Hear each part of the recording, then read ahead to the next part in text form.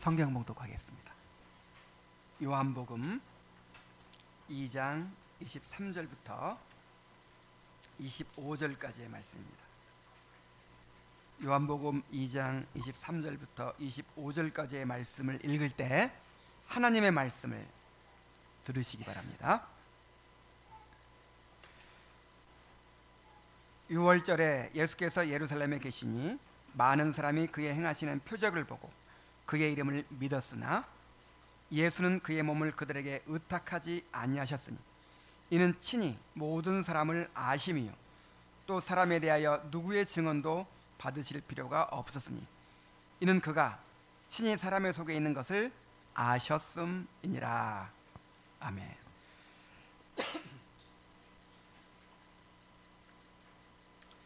요한복음을 읽을 때 이 부분은 주목하지 않고 그냥 지나치기가 쉽습니다.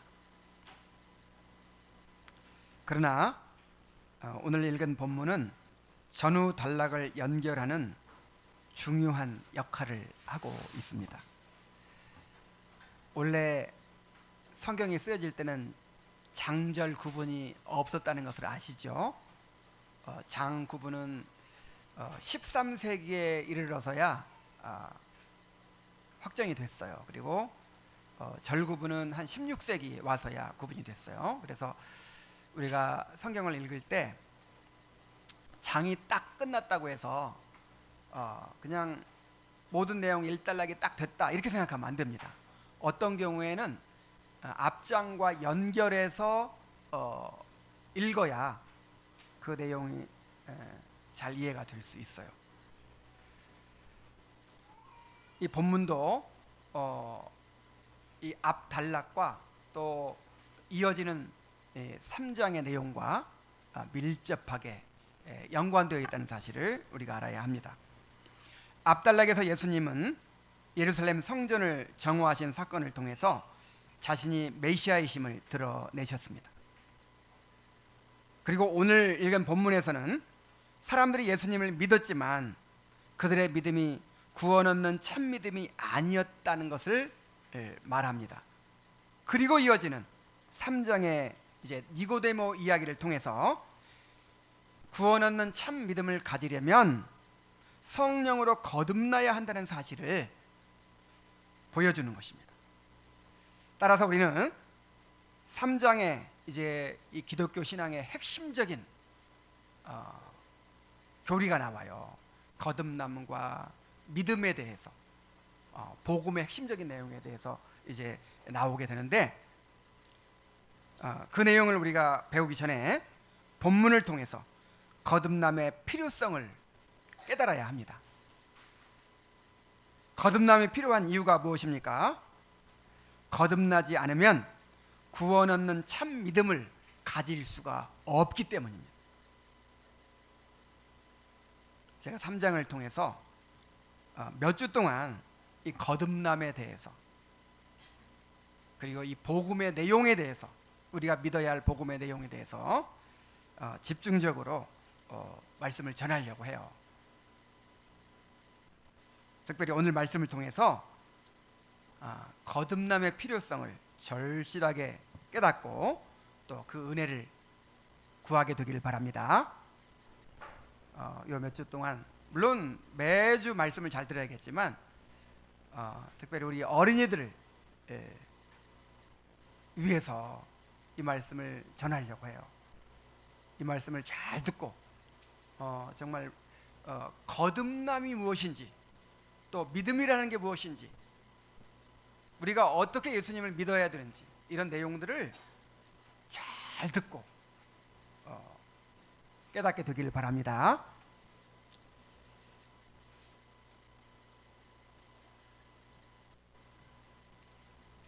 예수님의 6월절에 예루살렘을 방문하신 계기로 많은 사람들이 예수님을 믿게 됐어요. 23절에 보면 6월절에 예수께서 예루살렘에 계시니 많은 사람이 그의 행하시는 표적을 보고 그의 이름을 믿었으나 그랬죠. 자, 6월절이 며칠이냐면 유대력으로 1월 14일이에요. 이제 양력으로는 한 3, 4월경 되죠. 그리고 6월절 다음 날부터 7일간은 누룩 없는 떡을 먹는 무교절이 이어집니다. 6월절이 구원을 상징한다면 무교절은 구원받은 자의 거룩한 삶을 상징하죠. 그래서 6월절 1월 14일 끝나면 1월 15일부터 21일까지 무교절을 지키면서 구원의 은혜에 감사하고 또 첫날과 마지막 날에는 전체가 성회로 모였습니다. 그러므로 6월절을 지킨다는 것은 무교절까지 함께 지키는 것을 의미했어요. 각지에서 온 순례자들은 6월절 며칠 전부터 예루살렘에 도착하여 무교절까지 지키고 돌아갑니다. 그래서 예수님도 최소한 열흘 이상은 예루살렘에 계셨다라고 우리가 볼 수 있어요. 요한은 이 기간에 예수님께서 많은 표적을 행하셨고 또 그 표적들을 보고 많은 사람들이 예수님을 믿었다고 증거합니다.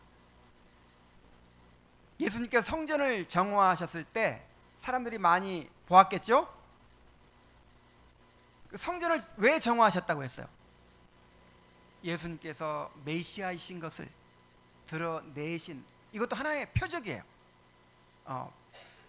그러니까 표적이 넓은 의미로 하면 예수님이 메시아이신 것을 드러내시는, 또 이 복음의 말씀이 하나님께로부터 온 것임을 드러내는 모든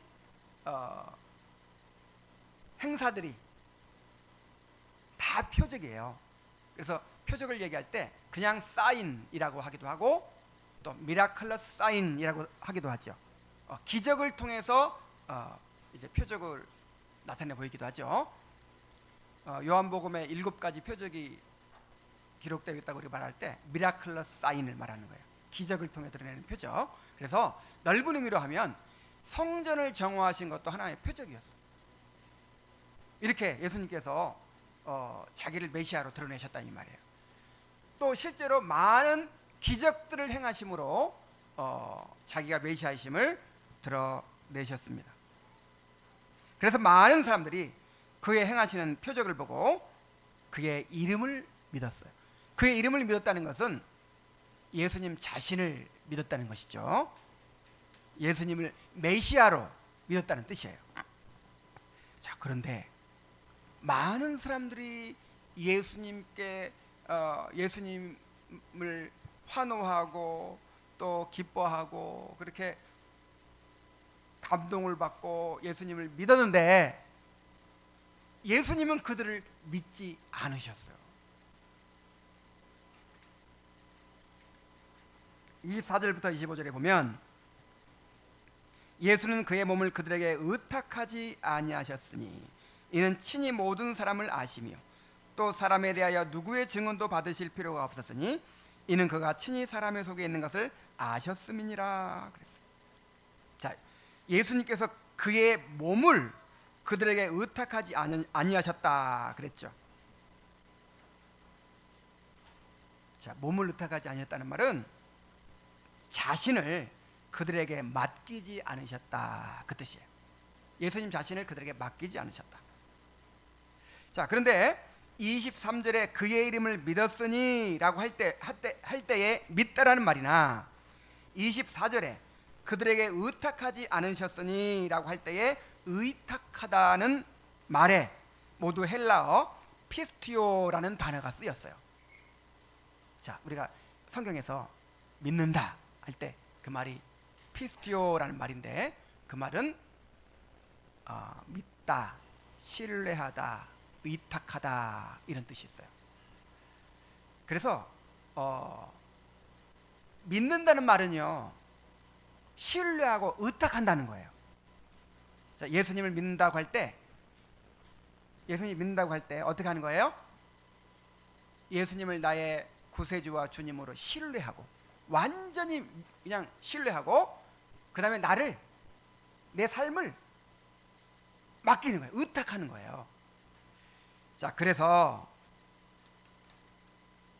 많은 사람들이 예수님을 믿었지만 예수님은 그들에게 자기 자신을 의탁하지 않으셨다, 이 말을 다른 말로 하면 많은 사람이 예수님을 믿었지만 예수님은 그들을 믿지 않으셨다, 그 뜻이에요. 자, 왜 예수님이 그들에게 자신을 의탁하지 않으셨을까요? 왜 예수님이 그들을 믿지 않으셨을까요? 요한은 예수님이 친히 모든 사람들을 아셨기 때문이라고 말합니다. 예수님은 사람의 속에 있는 모든 것을 다 아십니다. 그래서 누가 이 사람은 이런 사람이에요 하고 소개해 주지 않아도 시몬이 올 때 벌써 딱 아시잖아요. 안드레가 시몬 데리고 올 때 네가 시몬이구나, 장차 개발하리라 하면서 과거와 현재와 미래를 다 아세요. 빌립이 나다나엘을 데려올 때 네가 무화과 나무 있을 때 내가 너를 보았는데 네가 참 이스라엘 사람이다, 이렇게 아시잖아요. 예수님은 그들의 속을 다 아시기 때문에 그들이 예수님을 믿는다고 고백하고 있는데 그들의 믿음이 구원 얻는 참 믿음이 아니라는 것을 아셨다는 거예요. 자, 그들이 거짓으로 믿는다고 했을까요? 진심으로 믿는다고 고백했어요. 이 칼빈은 이 구절을 주석하면서 그들의 믿음은 거짓이 아니었다는 거예요. 진심으로 믿었다는 거예요. 그런데 중생에서 비롯된 믿음이 아니었다, 이렇게 말합니다. 자, 그들이 예수님을 믿은 것은 사실이었어요. 예수님이 행하시는 표적을 보고 예수님이 메시아이신 것을 진심으로 인정하게 되었습니다. 그리고 하나님이 메시아를 보내주셨다는 사실에 감격하고 종교적 감정으로 뜨거워졌습니다. 그러나 자신의 죄를 깨닫고 회개한 것도 아니고 예수님을 자신의 죄를 대속하여 주시는 구세주로 의지하는 것도 아니고 자신을 주님께 의탁한 것도 아니었습니다. 그들이 예수님을 믿었지만 그 믿음은 구원 얻는 참 믿음이 아니었습니다. 자, 요한복음 8장에도 이런 이해가 있어요. 그러니까 믿는다고 해서 다 구원받는 거 아니에요. 그 믿음이 다 구원 얻는 믿음이 되는 거 아니에요. 자, 요한복음 8장에도 30절로 32절에 보면 그러므로 예수께서 자기를 믿은 유대인들에게 이르시되, 그랬죠? 뭐한? 믿은 유대인들. 자, 믿은 유대인들에게 이런 말씀하십니다. 너희가 내 말에 거하면 참으로 내 제자가 되고 진리를 알지니 진리가 너희를 자유롭게 하리라. 이게 무슨 말이에요? 그들은 분명히 예수님을 믿은 사람들인데 너희들은 아직 내 말에 거하지 않고 있다. 내 말을 온전히 받아들이지 않고 있다. 너희들은 아직 참 제자가 되지 못했다. 너희들은 진정으로 자유를 얻지 못하고 있다. 죄로부터 자유를 얻지 못하고 있다. 그래서 내 말에 거하면 너희가 참 내 제자가 되고 진리를 알게 될 것이고 진리가 너희를 자유롭게 해줄 것이다. 이 말씀을 듣고 나니까 화가 나는 거예요. 우리는 예수님 믿는다고 믿었는데, 그리고 우리는 아브라함의 자손이고 우리는 진짜 구원받은 사람인데 우리가 아직도 자유를 얻지 못하고 있고 아직도 죄에 사로잡혀 있고 그런다고 말씀하시니까 막 그때부터 격렬한 논쟁이 벌어졌어요.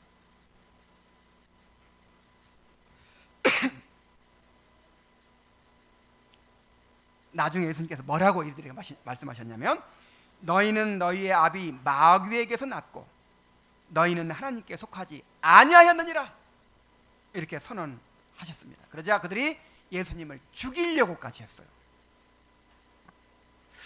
자, 이를 통해서 우리가 알 수 있는 것은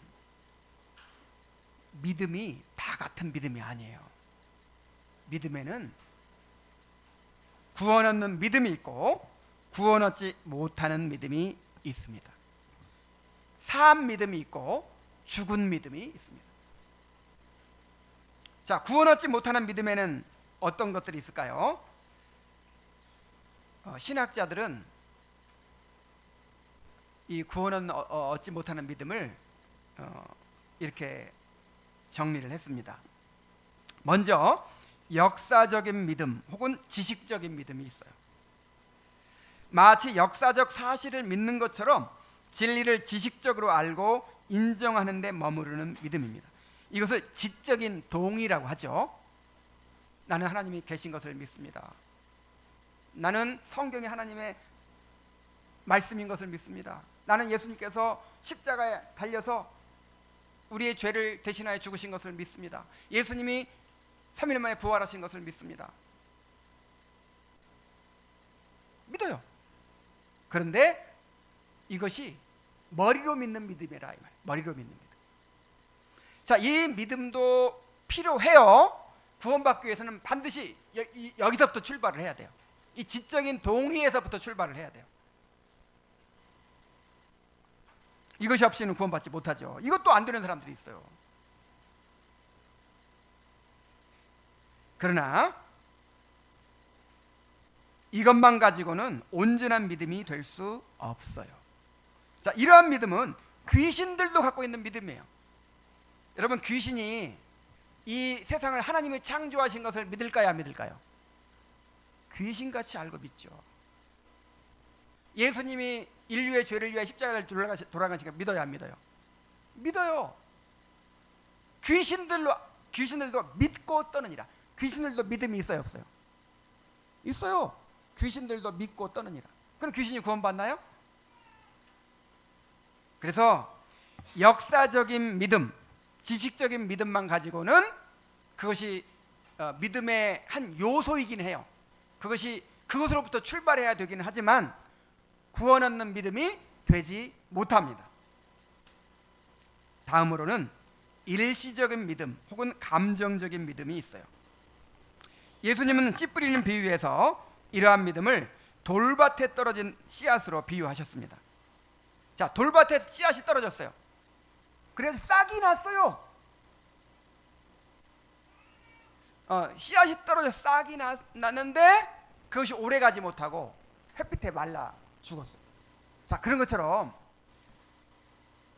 말씀이 전해질 때 기쁨으로 받아요. 기쁨으로 받아가지고 싹까지 나요.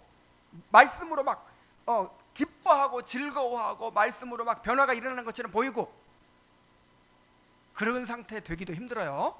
그런 경우조차도 드물잖아요. 자, 그런데 그것만 가지고 구원받았다고 말할 수 없어요. 그것이 지적 충족감이나 종교적 감정에서 비롯된 것일 수도 있습니다. 그래서 한동안은 그렇게 말씀 배우는 거 좋아하고 뜨겁게 신앙생활 했었는데 나중에는 거의 형식적인 신자가 되어버리거나 교회를 떠나버리는 사람들이 있어요. 저는 그런 사람들을 수도 없이 봤어요. 성령의 역사가 없어도 교회에 와서 성경의 오묘한 진리를 배우고 수준 높은 신학과 교리들을 배우고 소그룹으로 모여서 삶을 나누고 하면 종교적 감정으로 충만해질 수 있습니다. 그래서 그냥 청년 시절 내내 아니면 교회 나와서 한 몇 년간 그냥 그렇게 기뻐하고 즐거워하고 그냥 함께 그냥 성경 공부하고 그렇게 새벽기도 다니고 그렇게 할 수 있어요. 그런데 그것이 진짜 구원은 참 믿음인지는 우리가 알 수 없단 말이에요. 돌밭에 떨어진 씨앗일 수 있어요. 그 다음에 세 번째로는 이적적인 믿음 혹은 체험적인 믿음이 있습니다. 어떤 신비한 능력이나 종교적 체험을 믿음의 근거로 삼고 있는 경우를 의미합니다. 나는 체험했기 때문에 이것을 부정할 수가 없어. 나는 병고침을 체험했어. 나는 하나님의 음성을 들었어. 나는 기도 응답을 받았어. 그런 오랜 세월 신앙생활하면서 어려움 가운데 기도했다가 도움받고 막 이런 경험들이 막 있잖아요. 그래서 그런 경험들이 있기 때문에 내가 구원받았으면 틀림없다 이렇게 이제 생각하는 것이죠. 그러나 또 이것만 가지고는 진정한 믿음이라고 할 수 없습니다. 하나님은 구원과 관계 없이도 어떤 사람에게 이적이나 체험을 허락하실 수가 있어요. 얼마든지. 예수님께 병 고침 받은 사람들이 모두 구원받은 것이 아니었습니다. 모두 믿음을 가진 것이 아니었어요. 오병이어의 기적을 경험한 사람들이 모두 예수님을 참되게 믿은 것이 아니었습니다. 사울도 성령에 사로잡혀 예언을 했고, 가룟 유다도 예수님의 이름으로 병 고치고 귀신을 내어 쫓았어요. 이렇게 예수님의 이름으로 놀라운 능력을 체험하고도 구원받지 못한 사람들이 있습니다. 그래서 지식적인 믿음이나 일시적인 믿음, 또 이 감정적인 일시적인 믿음이나 감정적인 믿음, 또 이적적인 믿음이나 체험적인 믿음, 자, 이런 것을 가지고서는 내가 참 믿음이 있다, 나는 구원받았다, 이렇게 확신할 수 없는 것입니다. 자, 그렇다면 구원 없는 믿음은 무엇입니까? 자, 대요리 문답은 이렇게 설명해요. 우리가 다 배웠죠? 자, 구원 없는 믿음이 어떤 것인가에 대해서 간단히 요약하고 있는데 한번 읽어봅시다. 자, 시작. 의롭게 하는 믿음은 성령과 하나님의 말씀으로 말미암아 죄인의 마음속에서 일어나는 구원의 은혜입니다. 이 구원의 은혜로 말미암아 죄인은 자기 죄와 비참을, 그리고 자신과 다른 피조물들에게는 잃어버린 바 된 상태에서 스스로 회복할 수 있는 능력이 없음을 깨닫고, 복음이 약속하는 진리에 동의할 뿐 아니라 죄 사함을 받기 위해, 그리고 구원받기 위해 하나님 보시기에 의롭다고 받아들여지며 간주되기 위해 복음에서 제한된 그리스도와 그리스도의 의를 받아들이고 의지합니다. 자, 정말 너무 간단하게 이 믿음이 무엇인가를 요약해 주고 있어요. 자, 믿음은 구원의 은혜입니다. 자, 믿음이 뭐예요? 자, 믿음이 뭐예요? 믿음은 나한테서 나오는 게 아니고, 믿음은 어디서 와요? 하나님께서 주시는 구원에 속한 거예요. 하나님께서 구원을 주시는데 내가 할 일은 손 내밀어서 받는 것밖에 없다. 이건 내가 해야 된다. 이게 알메니안주의야. 이게 하나님께서 구원을 이루어 주실 뿐만 아니라 구원을 받는 그 손 내미는 일조차 하나님께서 해주신다. 믿음까지도 구원에 속해 있다. 이게 성경에서 말하는 복음이에요. 그래서 한 영혼이 구원받기 위해서 필요한 과정이 있습니다. 맨 처음에 소명이 있죠. 소명. 물론 그 전에 이제 택하심부터 있죠. 택하심 있고, 그 다음에 소명, 부르심이 있습니다. 그 다음에 부르신 자들을 거듭나게 하십니다. 중생이죠. 그 다음에 거듭나면 회개하고 믿게 됩니다. 이거를 이제 회심이라고 하죠. 그러면 믿음으로 의롭다 하심을 받습니다. 이것을 칭의라고 하죠. 칭의된 자들을 하나님의 자녀가 되게 하십니다. 이것을 양자라고 하죠. 그리고 이제 아들 삼았으니까 거룩하게 하십니다. 이제 양육해 가십니다. 이거를 성화라고 합니다. 그 성화의 과정 가운데서 구원의 확신을 주십니다. 구원의 확신도 내가 갖는 게 아니고 구원에 속한 은혜예요. 그리고 끝까지 견디게 하십니다. 끝까지 견디는 것은 내가 견디는 거예요? 하나님이 견디게 해주시는 거예요? 구원에 속한 은혜. 그러니까 구원이라는 선물 보따리에 이 내용이 다 들어있는 거예요.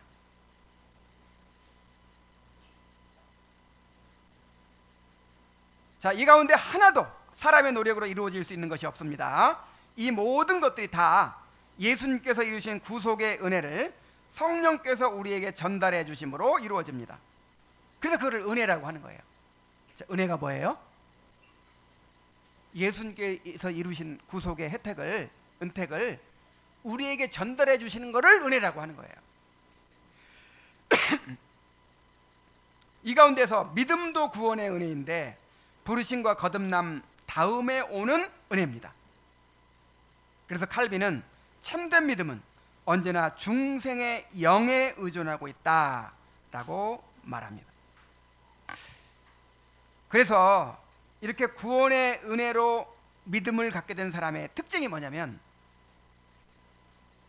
자, 대우림마다 72문을 여러분 잘 반복해서 읽으시고 진짜 참 믿음의 증거가 무엇인지를 더 명확하게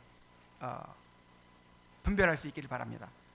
일단 진짜 믿음 가진 사람의 현저한 특징이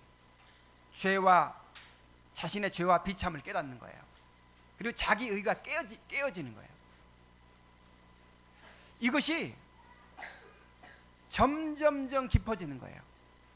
그래서 이 진실한 신앙의 증거가 뭐냐면 자기 죄에 대해서 늘 애통해하는 거예요. 회개하는 삶을 사는 거예요. 예수를 믿어갈수록 점점 의로워지는 사람들이 있어요. 그러니까 죄에 대해서 말하지 않아. 자기의 죄에 대해서 그렇게 깊이 고민하지 않고 말하지 않고 항상 내가 이렇게 했더니 하나님께서 이런 복을 주셨다. 나는 이렇게 하니까 하나님께서 이렇게 복을 주셨다. 여러분, 참 믿음의 가장 뚜렷한 증거가 뭐라고요? 자신의 죄를 깊이 깨닫고요, 그 결과로 자기 의가 깨지는 거예요. 자기 의가. 그래서 여기 보면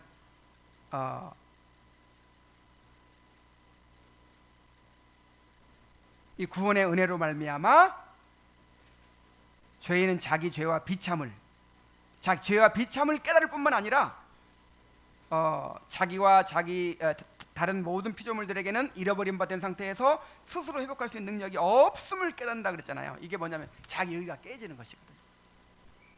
철저하게 자기 의가 깨어져 가는 게 이게 구원이에요. 참 믿음이에요. 그 다음에 또 어떤 특징이 있습니까?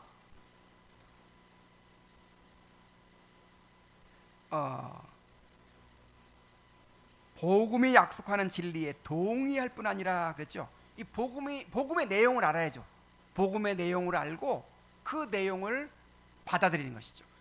그리고 구원받기 위해 하나님 보시기에 의롭다고 받아들여지며 간주되기 위해서 복음 안에서 제한된, 이게 중요해요. 또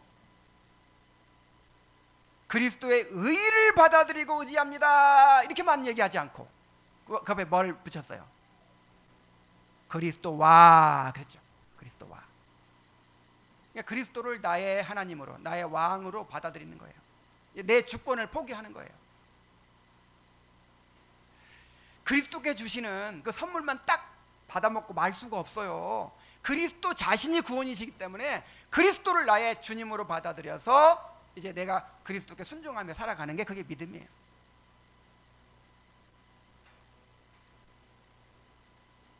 자, 이런 것들이 처음부터 완전하지 않을 수 있습니다. 그러나 믿음의 씨앗이 심겨진 사람은 점점 그 열매가 드러나게 됩니다. 겨자씨 하나가 심겨지면 처음엔 작은 싹이 나와서 잘 부근간할 수도 없지만 점점 자라서 나중에는 큰 나무를 이루게 되는 것처럼 믿음도 처음에는 분명히 분별이 안 될 수도 있지만 점점 자라서 확실한 증거들이 나타나게 되는 거예요.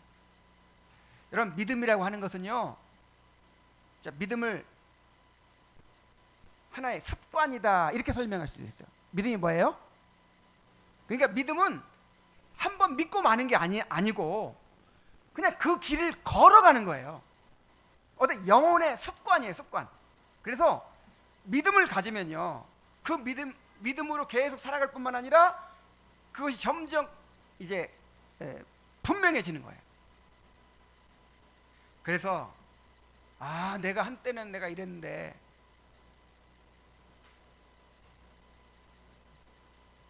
누구나 처음에는 처음 믿을 때 뜨거울 수 있어. 근데 오래 돼봐 다 나 같아져. 이건 참 믿음이에요, 아니에요? 이건 아니에요. 그 소요르문답에서 배웠죠. 은혜의 증진. 은혜는 증진된다. 은혜는 어떻게 된다? 하나님께서 우리를 택하신 자를 구원하실 때 계속해서 은혜를 더하시는 거예요. 택하신 자를 부르신 자를 거듭나게 하시고, 거듭난 자를 믿고 회개하게 하시고, 믿고 회개한 자를 의롭다고 하시고, 의롭다 하신 자를 양자되게 하시고, 양자되게 하신 자를 또 성화되게 하시고, 성화되게 하신 자에게 또 구원의 확신을 주시고, 또 견고한 인내를 주시고, 계속해서 은혜를 더하게 하셔 구원을 완성하시는 거예요. 그래서 은혜는 증진되게 돼 있어요. 갈수록 그 믿음의 특징이 더 분명해지고 확실해지고 드러나는 것이지. 아, 처음에는 내가 그랬는데 지금은 그렇지 않다. 물론 기복이 있을 수 있지만 계속 그렇게 쇠퇴해져가는 그게 이제 일시적인 믿음인 거죠. 점점 자라서 확실한 증거가 드러나게 되어야 하는 것입니다. 그래서 신앙생활에서 자신의 믿음을 점검하는 것은 매우 중요합니다.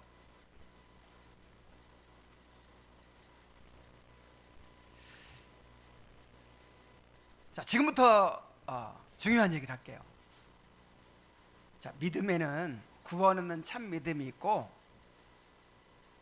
믿는다고는 하지만 구원 얻지 못하는 믿음이 있다고 했죠. 그럼 내가 과연 참 믿음이 있는가, 이거를 어떻게 해야 되겠어요? 점검해야죠. 이 점검이 중요해요, 신앙생활에서는. 자, 오늘날 교회는 자기 점검을 강조하지 않습니다. 개인의 자아가 지나치게 강조되고 있는 이 시대에 교회는 사람들의 마음을 불편하게 하는 진리를 감추고 긍정적이고 희망적인 메시지만을 전하는 경향이 있어요. 복음의 내용인 예수 그리스도가 누구시고 무슨 일을 하셨는지에 대한 그 자세한 교리들을 가르치지 않습니다. 인간의 전적 부패와 무능, 거듭남과 회심의 필요성에 대해 강조하지 않아요. 여러분, 이런 거 강조하면요, 다 싫어해요. 미움받아요. 내가 이거 막 설교하면서 얼마나 미움을 많이 받았는지 몰라. 나 여기서 미워한 사람 많아요, 여기서. 아, 그냥 당신은 구원받았습니다. 당신 사랑받기 위해 태어난 사람입니다. 막 당신 복 주실 것입니다.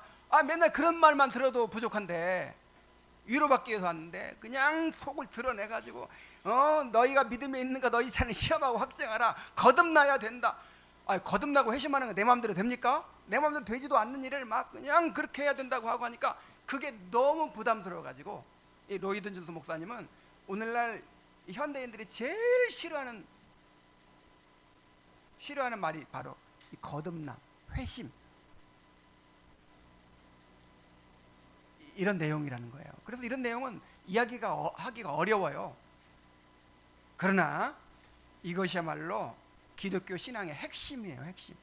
반복해서 전해야 되고 계속해서 환기시켜야 돼요. 그렇지 않으면 교회가 아니고, 그렇지 않으면 복음이 아닙니다.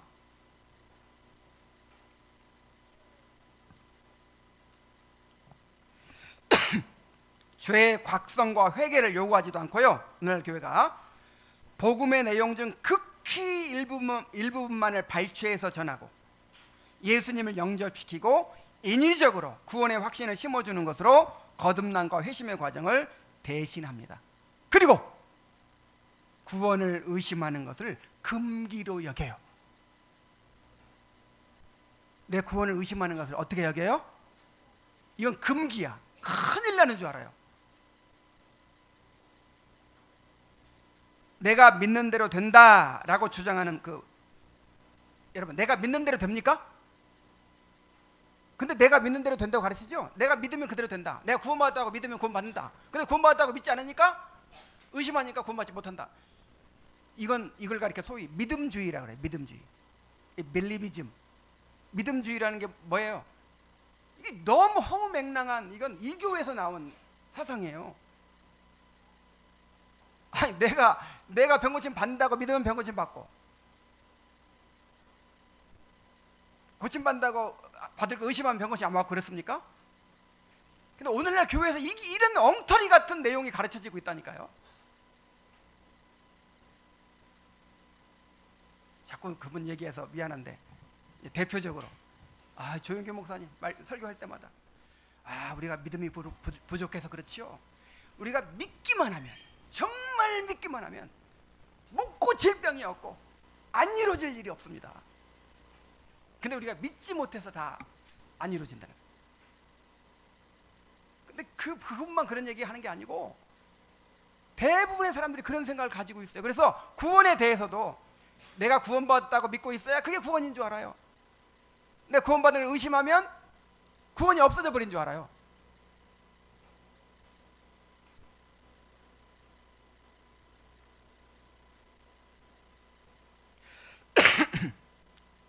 이 얼마나 위험한 생각입니까? 무조건 내가 구원받았다고 믿으면 구원받습니까? 철로 역정에 보면 철로 역정에 보면 그냥 구원의 확신으로 충만해가지고 그냥 모든 성경 지식이 충만하고 구원의 확신으로 충만해가지고 당당하게 천성문까지 간 사람이 있었어요. 그래가지고 막 당당하게 문을 두드리는 거예요. 근데 문 열고 그냥 천사들이 나오더니 그를 번쩍 들어서 그냥 지옥에 던져버리는 거예요. 그게 누구죠? 무지. 그런 사람들이 있어요. 예수님은 심판날에 주의 이름으로 선지자 노릇하던 사람들도 버림받게 되는 일이 있을 것이라고 말씀하셨습니다. 자, 스티븐 차녹의 당신의 거듭남 시리즈가 있어요. 스티븐 차녹이라는 청교도가 쓴 거듭남 시리즈가 있는데 그 가운데 2권인 당신의 거듭남 확실합니까? 라는 책을 번역한 분이 이 고신교단의 아주 경건한 목사님이세요. 손성원 목사님이라고. 근데 그분이 그 책 역자 서문에 이렇게 썼어요. 나는 목사가 된 지 6년 만에 거듭났습니다. 이렇게 썼어요. 그 신학을 잘 가르친다는 교단에서 신학 공부를 하고 목사까지 됐으니 얼마나 복음의 내용을 잘 알았겠어요. 그리고 사람들 목회를 한 거예요. 복음 전하고. 그렇게 6년을 목회를 하고 나중에 조나단 에드워즈의 신앙 감정론이라든지 그 다음에 이 스티븐 차녹의 거듭남 시리즈 막 이런 걸 읽어보니까 내가 거듭나지 못한 거예요. 그때 비로소 자기가 거듭나지 못한 것을 발견했다는 거예요. 자, 그래서 성경은 자신의 믿음을 점검하라고 명령하고 있습니다. 우리 고린도후서 13장 5절 말씀 한번 읽어봅시다. 자, 시작. 너희는 믿음에 있는가? 너희 자신을 시험하고 너희 자신을 확증하라. 예수 그리스도께서 너희 안에 계신 줄을 너희가 스스로 알지 못하느냐? 그렇지 않으면 너희는 버림받은 자니라. 자, 고린도 교인들은 뛰어난 지식과 은사를 자랑하는 사람들이었습니다. 그들은 자신들에게 복음을 전해준 바울의 사도권까지 시험했어요. 얼마나 뛰어난 사람들이면 자기 영적인 아버지 같은 사람까지도 이 사람이 진짜 사도냐 이렇게 막 시험하고 이 사람은 가짜 사도다 이렇게 할 정도의 그런 뛰어난 사람들이었다니까요. 그런데 바울은 그들에게 내 사도권을 의심하기 전에 먼저 너희가 믿음 안에 있는지 너희 자신을 시험하고 확증하라 이렇게 권면합니다. 시험의 기준이 뭐예요? 시험의 기준, 그리스도께서 너희 안에 거하시는 것 줄을 너희가 스스로 알지 못하느냐 하는 거예요. 그리스도와의 생명력이 있는 교제가 있는지 시험해보고 증거를 얻으라는 거예요. 만일 그 증거가 없으면 너희는 버림받은 자다, 너희는 구원받지 못한 자다, 너희는 참 믿음을 갖지 못한 자다 이렇게 말하고 있어요. 그런데 점검은 한 번으로 끝나지 않아요. 계속해서 점검해야 돼요. 자, 고린도서 11장 27로 28절 한번 다 같이 읽어봅시다. 시작. 그러므로 누구든지 주의 떡이나 잔을 합당하게 않게 먹고 마시는 자는 주의 몸과 피에 대하여 죄를 짓는 것이니라. 사람이 자기를 살피고 그 후에야 이 떡을 먹고 이 잔을 마실지. 자, 성찬을 초대교회 때는 일주일에 한 번 했다고 했죠. 우리 교회는 얼마 만에 한 번씩 해요?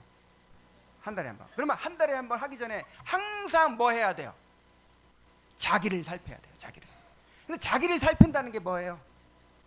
자, 뭐가 자기를 살피는 거죠? 여러분 자기를 살피고 성찬에 참여하고 있습니까? 소요리문답 97문에 이렇게 말하고 있어요. 또 읽어봅시다. 시작.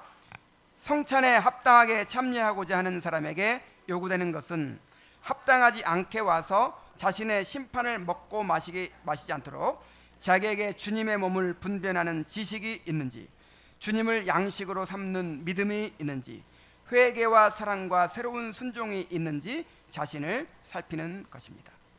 그러니까 성찬을 받을 때마다 정말 내가 복음의 내용을 온전히 잘 이해하고 그 예수님을 바르게 믿고 있는지, 그리고 내가 진정으로 회개했는지, 계속해서 그러한 삶을 살아가고 있는지, 자기의 신앙을 점검하라는 거예요. 그래서 내가 나 진짜 참된 믿음이 아닌가 보다, 나 거듭나지 못했는가 보다, 성찬 받지 말아야겠다, 그러라는 뜻이 아니고, 이제 뒤에 말하지만 구원의 확신은 이거 구원의 은혜거든요. 구원의 확신도 그것도 하나님이 주셔야 되잖아요. 그래서 내가 아직 구원의 확신이 없더라도 그때 다시 온전히 주님을 붙드는 거죠. 나를 살피면서 다시 한번 나를 위해 십자가 달려 죽으시고 나의 구원을 이루어 주신 주님을 붙드는 것이죠. 그때 다시 한번 회개하는 것이죠. 그 회개를 또 명확히 하는 것이죠. 그러면서 받으라는 거예요. 자, 여기까지 얘기하면 또 오해할 수 있어요. 그러니까 나 구원의 확신이 있어, 나는 오늘 이 세상을 떠나도 나는 하늘에 올라갈 수 있어. 자, 이렇게 막 확신을 가지면 안 된다, 교만한 일이다, 또 이렇게 오해할 수 있어요. 전혀 그런 얘기가 아닙니다. 여러분 구원의 확신을 가져야 돼요, 안 가져야 돼요? 가지는 게 주님의 뜻이에요, 아니에요? 가지는 게 주님의 뜻이죠. 그래서 자기 점검의 목적은 은혜를 힘입어 올바른 구원의 확신을 누리도록 하는 것입니다. 올바른 구원의 확신을 누리라는 거예요.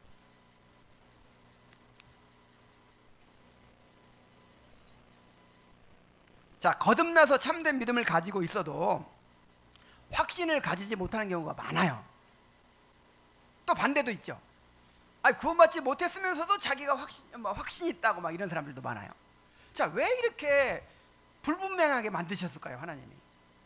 구원받았으면 확실하게 그냥 누가 보기에도 그냥 부인할 수 없도록 구원받은 사람으로 딱 드러나고, 구원받지 못한 사람은 그렇지 못한 사람으로 딱 드러나고, 이렇게 하면 좋을 텐데, 교회 안에 그냥 알고 가라지가 함께 섞여가지고 그냥 서로 분간도 못하게 하시고 예수님 오실 때까지 그냥 함께 그렇게 살게 하시고, 왜 그렇게 하셨을까요? 왜 늘 자기를 점검하고 두려워하게 하셨을까요? 자, 몇 가지 이유가 있어요. 첫째로 우리 안에 있는 죄 때문입니다. 우리가 죄에서 해방되었지만 우리 안에 여전히 죄가 남아 있어서 우리를 사로잡아요. 그럴 때는 우리가 정말 구원받은 사람인지 혼란에 빠질 수밖에 없죠. 둘째로 우리 안에는 예수님 믿기 전부터 일반 은혜로 주어진 도덕적 종교적 본성이 있기 때문입니다. 성령과 상관없이도 얼마든지 놀랄만한 종교적 지식과 체험과 실천을 경험할 수 있어요. 자, 그래요, 안 그래요? 신천지에 간 사람들 그때 그 말씀 배우면서 경험한 감격, 막 서로 바라만 봐도 눈물이 난대요. 막 그 뜨거운 그 교제에 막 심지어 막 하늘에 올라가 앉아 있는 것처럼 그런 충만한 기쁨을 누린대요, 신천지에서도. 그러니까 인간에게 어떤 종교적 감정이 있어서 또 지적인 충족감이 있고 어떤 영적인 그런 본성이 있어가지고 아주 그냥 수준 높은 그런 거, 막 신적인 어떤 거, 막 이런 거에 그렇게 기뻐하고 즐거워하고 그렇게 할 수 있어요. 그러니까 이런 것들이 이게 일반 은혜에서 나온 내 종교적 감정에서 나온 것인지 아니면 성령으로 말미암은 것인지 헷갈릴 수도 있다, 이 말이에요. 또 셋째로 주님이 우리에게 주신 구원의 은혜는 점점 자라나는 것이기 때문입니다. 자, 구원의 은혜가 한꺼번에 완전해져요, 아니면 점점 자라나요?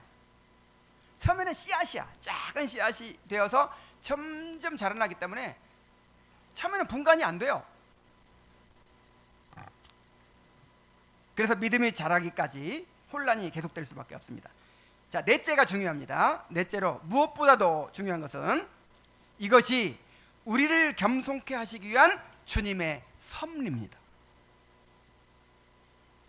칼빈은 하나님이 우리 죄를 한꺼번에 없애주시지 않는 것은 우리를 겸손케 하시기 위해서라고 했습니다. 우리 안에는 망치로 내리쳐서 깨뜨려야만 할 교만함과 완고함이 있습니다. 성화는 평생에 걸쳐서 이토록 죄된 자아를 굴복시키는 과정이에요. 그래서 여러분, 구원을 너무 간단하게 생각하는 사람들은요, 죄가 뭔지를 모르는 사람이에요. 이제 구원은 벌써 끝났고, 구원 문제 고민하는 건 이제 벌써 끝났고, 이제 나는 주님을 위해서 어떻게 헌신해야 되는가, 이게 남았다. 이거는 이 인간의 죄가 뭔지를 아직 몰라서 그래요. 우리의 구원은요, 평생에 걸친 과정이에요. 과정. 이 사람이 구원받은 사람으로 확정되는 건 한순간이지만 실제로 그 구원이 이루어지는 것은 평생에 걸친 과정이에요. 우리 안에는 망치로 내리쳐서 깨뜨려야 될 그렇게 부패하고 교만하고 완고한 자아가 자리 잡고 있어요. 여러분, 이것을 느낍니까? 느끼고 있어요? 죽어도 안 깨져요. 죽어도 안 깨져요, 이것이. 그래서 평생에 걸쳐서 은혜를 통해서 이게 깨뜨려져 가야 되는데, 믿자마자 구원의 확신을 주시고, 믿자마자 구원의 증거가 분명하고, 믿자마자 그냥 뭔가 딱 결론이 나버리면 은혜를 의지해 안 해요. 은혜를 의지하지 않는단 말이에요. 그래서 평생토록 겸손히 주님의 은혜를 의지하도록 하기 위해서 쉽게 구원의 확신을 주지 않는 거예요. 항상. 그래서 여러분, 이 기독교 신앙은 항상 역설이에요. 역설. 확신도요, 두려움과 함께 있어요. 확신이 뭐와 함께 있다? 두려움이 없는 확신은 가짜 확신이에요. 두렵고 떨림으로 너희 구원을 이루라 그랬죠. 그래서 이 하나님이 주신 구원의 은혜로서의 구원의 확신은 확신과 함께 두려움이 공존하는 거예요. 근데 두려움이 없는 확신을 가진 사람들이 있죠. 누구죠? 구원파. 이 사람들은 두려움이 없어요. 자기는 근데 구원파뿐 아니라 오늘날 대다수의 이 복음주의 교회들이 구원파적 신앙에 빠져 있어. 그래가지고 지금도 기억이 나는데, 신방 갔어요. 교회를 안 나와. 교회 안 나온 지가 3주가 지났어요. 이제 자기는 교회 이제 안 나간대. 목사님, 그래도 나는 구원의 확신은 있습니다. 여러분, 교회 안 나가는데 구원의 확신이 있대요. 어떤 사람 심지어 3년 전에 CC 전도를 받아가지고 사형리를 통해 예수님 영접했대요. 자기는 구원받은 건 틀림없대요. 근데 자기는 교회는 안 나간대요. 자, 이런 얘기까지 해요.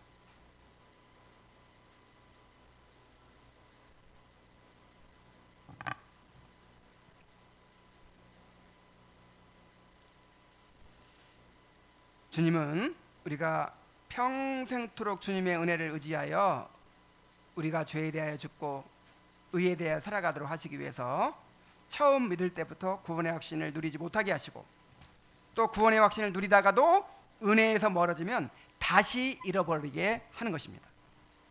그러므로 은혜를 힘입어 구원의 확신을 누리게 되도록 힘써야 합니다.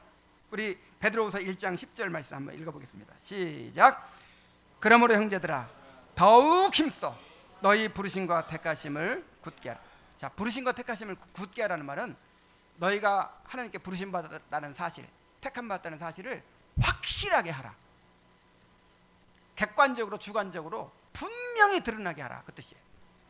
근데 이게 쉬운 일이에요, 어려운 일이에요? 더욱 힘써야 될 일이에요. 어떻게 해야 될 일이에요? 더욱 힘써서. 자, 어떻게 더욱 힘쓰면 될까요?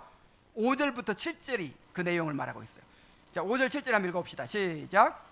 그러므로 너희가 더욱 힘써 너희 믿음의 덕을, 덕의 지식을, 지식의 절제를, 절제의 인내를, 인내의 경건을, 경건의 형제우애를, 형제우애의 사랑을 더하라. 이게 뭐냐면 구원의 열매거든요. 구원의 열매. 그러니까 은혜를 힘입어서 구원의 열매가 풍성히 나타나도록 하라는 거예요. 은혜가 너무 작으니까 열매가 없어. 그러니까 내가 구원받았는지 안 받았는지 알 수가 없죠. 이 나무가 지금 감나무라고 하는데 감이 하나도 안 열렸어. 잎사귀가 하나도 없어요. 그러면 그게 감나무인 거를 분간하기가 어렵잖아요. 전문가가 아니면. 그래서 누구나 보고 알 수 있으려면 감나무 잎사귀가 막 푸르게 나야 되고 감이 열려야 이게 감나무가구나 알 수 있어요. 우리도 그렇게 계속해서 은혜에 거하여 우리의 구원의 열매가 풍성해지도록 힘써 노력해야 된다 이 말이에요. 자, 웨스트민스터 신앙고백서 18장, 여러분 그 시편 찬송가 그 뒤편에 있는 그 신앙고백서 18장을 꼭 집에 가서 읽어보시기 바랍니다. 끝까지. 그 가운데 일부만 발췌를 해서 읽어드릴게요. 이런 절대 틀림없는 확신은 믿음의 본질에 속하지 않기에 참된 신자라도 그런 확신을 갖기까지 오래 걸릴 수 있고, 게다가 그런 확신에 참여하는 신자가 되기 전에 많은 어려움과 싸울 수 있다. 그렇지만 성령께서 하나님께서 그 신자에게 거저 주시는 것들을 알 수 있게 하시기 때문에 그 신자는 특별한 계시 없이 통상적인 방편들을 올바르게 사용함으로, 어떻게 함으로? 통상적인 방편들이 뭐예요? 말씀. 우리가 예배에 참여해서 말씀 듣는 거, 말씀과 성례와 기도, 이런 은혜의 수단들을 통해서 확신에 이를 수 있다. 그러므로 자기의 부르심과 택하심을 확고하게 하는데 전적으로 힘써야 하는 것은 모든 신자의 의무이다. 그렇습니다. 여러분, 오늘 들은 말씀을 통해서 자신의 영혼을 점검하시기 바랍니다. 그리고 내가 예수님을 온전히 믿고 있다고 생각한다면 부르심과 택하심을 굳게 할 수 있도록 전적인 헌신, 전적으로 힘쓰시기 바랍니다. 이것이 신자의 의무라고, 의무. 자, 그런데 이제 문제는 뭐냐면, 자, 은혜의 수단을 사용하여 구원의 확신을 누리도록 힘쓰는 것이 모든 성도의 의무인데, 은혜를 소멸한 상태에서도 확신하는 사람들이 있어요. 얼마나 확신이 강한지 은혜를 소멸한 상태에서도 확신이 없어지질 않아. 근데 은혜를 소멸한 상태에서 확신이 없어지지 않는 그런 확신이야말로 참된 확신이 아니라는 것을 알아야 돼요. 자, 조나단 에드워즈가 이렇게 확신에 대해서 얘기합니다.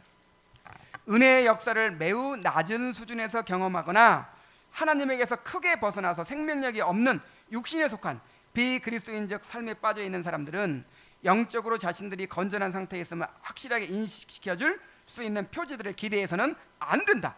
그런 사람들 스스로가 영적으로 건전한 상태에 있는지 아닌지를 아는 것은 하나님의 의도가 아니다. 또한 그들이 그것을 알아야만 한다는 것도 바람직하지 않다. 오히려 그들이 알지 못하는 것이 모든 면에서 최선이다. 그리고 우리는 그런 사람들이 먼저 그들이 빠져있는 병적인 삶에서 빠져나오는 것 외에는 그들의 영적인 상태를 확실히 알 수 있는 길을 예비하지 않으시는 하나님을 찬양해야 한다. 은혜의 역사를 매우 낮은 수준에서 경험하거나 육신적인 삶에 빠져있는 성도에게는 이중의 결함이 있는데, 바로 이 때문에 그는 자신에게 주어진 최선의 표지와 기준으로도 자신이 참된 은혜를 받았는지 아닌지를 확실하게 알 수 없다. 첫째로, 은혜가 너무 적게 역사하기 때문에 은혜를 확실하게 받았는지 구별할 수 없는 것이다. 둘째로, 시력의 결함이 생기게 된다. 부패한 육신적인 삶에 빠져있는 사람들의 영적인 감각은 너무 약해져 있기 때문에 영적인 일들을 판단하고 구별하는 데 어려움이 있다. 하나님의 계획은 자신의 부패성을 죽이고 은혜의 역사가 더 강해져서 은혜를 생생하게 맛보는 것 외에 다른 방법으로는 사람들로 하여금 확신을 얻지 못하게 하는 것이다. 그랬어요. 자, 여러분, 그 확신에 대해서 오해를 하면 안 돼요. 이제 확신을 어떻게 생각하냐면 자기 암시로 생각해요. 자기 암시. 뭐라고 생각해요? 그냥 내 스스로 나는 구원받았어. 나는 구원받았어. 나는 구원받았어. 하고 의심이 들려면 막 물리치고 해가지고 나는 구원받았다고 스스로 막 그렇게 주입시켜가지고, 여러분 그런 게 확신이 아니고 구원의 확신도 구원에 속한 은혜라니까요. 하나님이 위에서 주시는 거예요. 그래서 다른 말로 하면 은혜의 충만함, 소망의 풍성함. 우리 한번 따라해 봅시다. 은혜의 충만함, 소망의 풍성함. 그러니까 내 안에 은혜가 충만해지는 거, 그래 막 열매들이 막 드러나는 거, 그 다음에 소망이 풍성해지는 것을 구원의 확신이라고 하는 거예요. 구원의 확신은 누리는 거예요. 누리는 거.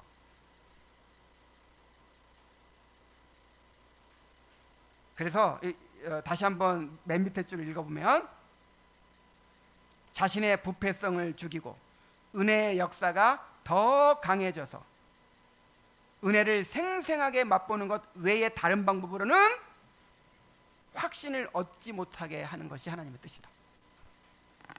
그래서 내가 은혜, 그러니까 누구라도 마찬가지예요. 정말 구원받은 사람들은요, 목사라도, 여러분 목사는 항상 막 확신으로 충만합니까? 목사도 성령 충만을 잃어버릴 때가 있어요. 목사도 막 육신적인 삶이 빠질 때가 있어요. 그럴 때는 두려워요. 야, 내가 주의 이름으로 막 말씀 전하고 그런 사람을 나중에 버림받는다고 했는데, 내가 전하기는 전했는데, 그래서 많은 사람이 구원받았는데 나는 정작 버림받는 거 아닌가? 이런 두려움이 있어요, 저에게도. 그러니까 두려우니까 어떻게 해요? 견딜 수가 없으니까 돌아가는 거예요. 그래서 확신과 두려움이 공존한다는 말이에요. 진짜 구원받은 사람들에게. 만약에 두려움이 없으면 어떻게 될까요? 내가 이렇게 해도 나는 뭐 내 이름은 생명책에 딱 기록되는 거 내가 봤어. 이건 나는 어떻게 해서 구원받아. 어떤 사람은 그런 말까지 하더라고. 목사님, 저는요 내가 살인을 저질러도 난 천국 갈 수 있다는 확신이 있어요. 너무 엄청나게 강한 확신. 살인을 저질러도 확신이 없어지지 않네, 자기는. 100% 가짜예요. 100% 가짜. 은혜가 충만한 것이 충만해 가지고 주관적으로 객관적으로 확인하게 되는 것이 구원의 확신이에요. 소망의 풍성함이에요. 그냥 구원의 소망을 풍성히 누리는 게 구원의 확신이에요. 자, 베드로는 마지막으로 우리가 부르심과 택하심을 굳게 하는 것이 왜 중요한지를 이야기합니다. 여러분, 이게 또 중요해요. 부르심과 택하심을 굳게 하라고 했는데, 난 그러기 싫어. 그냥 어떻게 되겠지. 자, 혹시 그렇게 생각하는 사람이 있다면 잘 들어야 돼요. 10장 하반절로 11절에 보면, 너희가 이것을 행한즉 언제든지 실족하지 아니하리라. 자, 이것을 행하면 어떻게 되리라? 실족한다는 말이 무슨 말이에요? 구원을 잃어버린다는 말이에요. 이것을 행하는 사람은 구원을 잃어버리지 않을 것이다. 그 다음에 또 말해요. 또 이같이 하면, 부르심과 택하심을 굳게 하는데 힘쓰면 우리 주 곧 구주 예수 그리스도의 영원한 나라에 들어감을 넉넉히 너희에게 주시리라. 이 말이 무슨 말이에요? 이렇게 힘써 부르심과 택하심을 굳게 하는 조건으로 구원해 주신다는 말인가요? 그게 아니라 하나님께서 우리를 구원하실 때 과정이 있다고 그랬잖아요. 구원하시는데 어떤 과정을 통해 구원하시냐면, 힘써 부르심과 택하심을 굳게 하는 그 과정을 통해서 우리의 구원을 완성하신다는 그 말이에요. 그래서 진짜 구원받은 사람들은 주님께서 그렇게 하게 만드세요. 좀이라도 은혜를 소멸하면 견딜 수가 없어. 진짜 구원받은 사람들은 은혜를 잃어버리고는 살 수 있어요, 없어요? 살 수가 없어. 그래서 무슨 수술을 써서라도 은혜를 회복하기 위해 노력하게 돼 있어요. 이 구원의 즐거움을 맛본 사람은요, 이것을 잃어버리고는 견딜 수가 없어요. 그냥 살 맛이 안 나는 거예요. 그러나 지속적으로 은혜가 메마른 상태에서 형식적인 신앙생활을 하면서 대신 이제 마음이 공허하니까 뭘로 채우냐면 세상 즐거움으로 채우려고 하거든요. 자, 그런 식으로 계속 살아간다면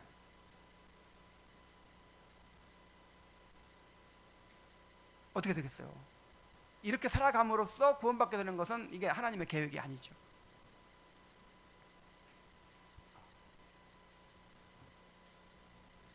구원 얻는 참 믿음이 있는지 스스로 점검해 보시기 바랍니다. 그리고 주님의 은혜를 힘입어서 자신의 부르심과 택하심을 굳게 하는 일을 게을리하지 않게 되기를 바랍니다. 자, 이렇게 이제 구원 얻는 참 믿음에 대해서 말씀하신 예수님은 이제 3장에서 니고데모와의 대화를 통해서 이러한 믿음은 오직 성령으로 거듭난 자들만 가질 수 있다고 말씀하십니다. 예수님이 행하시는 기적 중 가장 큰 기적은 죽은 영혼이 거듭나서 참된 믿음을 가지게 되는 것입니다. 거듭남이야말로 우리가 반복해서 들어야 될 기독교 신앙의 핵심 진리입니다. 이제 앞으로 몇 주간 거듭남에 대한 말씀을 듣게 될 텐데 여러분 하나님의 은혜를 구하시기 바랍니다. 하나님의 은혜가 임해서 거듭나지 못한 사람들이 거듭나게 되도록, 그리고 이미 거듭난 사람들에게는 거듭남의 증거가 더욱 풍성히 드러나게 되도록 기도하면서 이 말씀을 잘 듣도록 합시다. 기도하겠습니다. 하나님 아버지, 오늘 우리에게 참된 믿음이 어떤 것인지를, 또 거짓된 믿음이 어떤 것인지를 가르쳐 주시고 자기 점검의 중요성을 또 가르쳐 주셔서 감사드립니다. 주님께서 명하신 대로 우리가 믿음에, 참된 믿음에 있는가 우리 자신을 시험하고 확증하게 하시고 거듭남의 은혜를 사모하게 하시고, 참으로 자신에게 아직 그런 믿음이 없는 것처럼 느껴진다면 아니란 상태에 있지 않고 더욱 힘써 부르심과 택하심을 굳게 하기 위해서 노력하게 하여 주시옵소서. 아버지 하나님, 우리에게 은혜를 베푸셔서 우리 가운데 거듭나는 역사가 있게 하시고 거듭남의 열매가 풍성히 드러나는 역사가 있게 하여 주옵소서. 예수님의 이름으로 기도하옵나이다. 아멘.